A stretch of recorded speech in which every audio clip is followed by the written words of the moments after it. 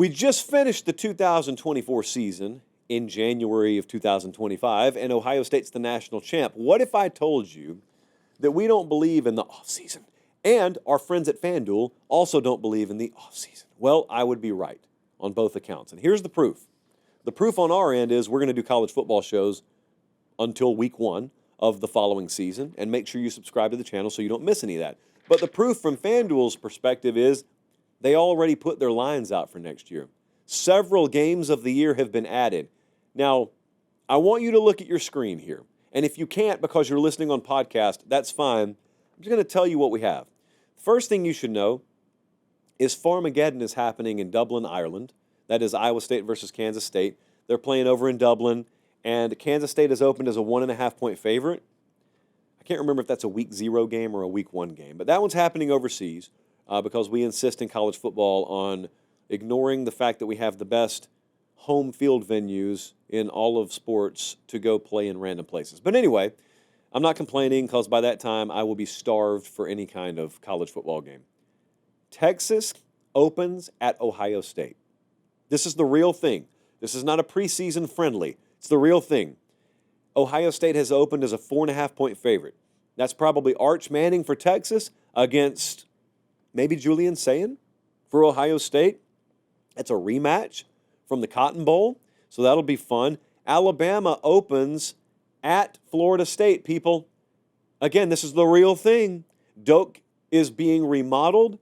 It will be, I think, finished, so Doak Campbell Stadium will look different for this game. Alabama opens minus 7.5 at Florida State. Who's the Bama quarterback? We don't know. Florida State's entire team dynamic, we don't know. New quarterback, new offensive coordinator, new defensive coordinator. Bama's favored by over a touchdown on the road there. LSU plays at Clemson. What do you think the spread is there? Two really experienced quarterbacks, Nussmeier versus Klubnik. Clemson opens as a 2.5-point favorite.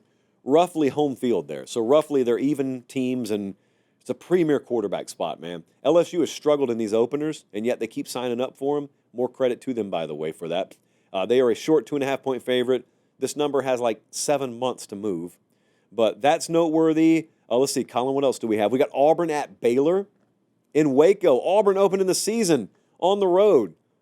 1.5-point favorite. That's a total wild card team at Auburn. Remember, Jackson Arnold is their presumed starter at quarterback, the Oklahoma transfer. I like a lot of what Baylor returns. In fact, if I were to move some money on this, I would bet Baylor right now. Notre Dame, where are they open in the season? At Miami. Notice, these are not neutral site games, although we do have a couple of them coming up, but these are home games. Good for all of you for scheduling these games. Miami's got a new defensive coordinator. How's that going to look? Carson Beck, is he ready? Is he healthy? Is he able to start for Miami? The whole Notre Dame team may look different.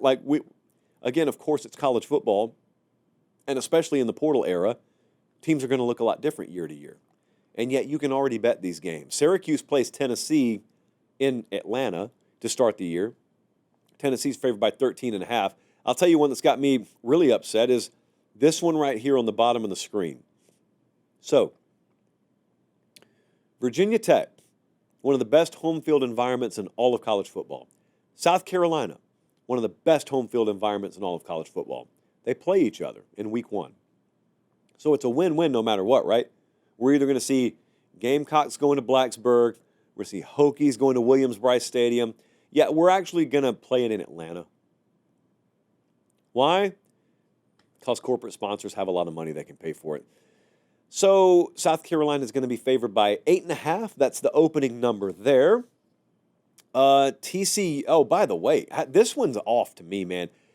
TCU is the first opponent for Bill Belichick at North Carolina. TCU plays at North Carolina to start the season. Why is North Carolina favored by 2.5? Other than the Belichick bump, I guess we could call it that, why would UNC be favored? What in the world do we know about them? Do we know anything about them? I would lean TCU in that game right now. Fortunately, we're not picking the games tonight. Georgia Tech, 5.5, laying 5.5 at Colorado. This is Colorado post-Shador, post-Travis Hunter. Deion's still there right now. We hope, fingers crossed, we hope he will be. as a college football people. Georgia Tech laying 5.5, huh?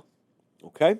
Georgia Tech knows about going on the road. They played in Ireland to start the season last year. Which one of these games stands out to you? Oh, by the way, not to be buried, but it's not just week 1 games that are available. I know this probably isn't the right time, given the circumstances of the past 24 hours, but I do need to inform you, Ohio State, Michigan is on the board. Ohio State, are you ready for it? Almost a year away from this game. Ohio State minus 8.5 at Michigan in the game, version 2025.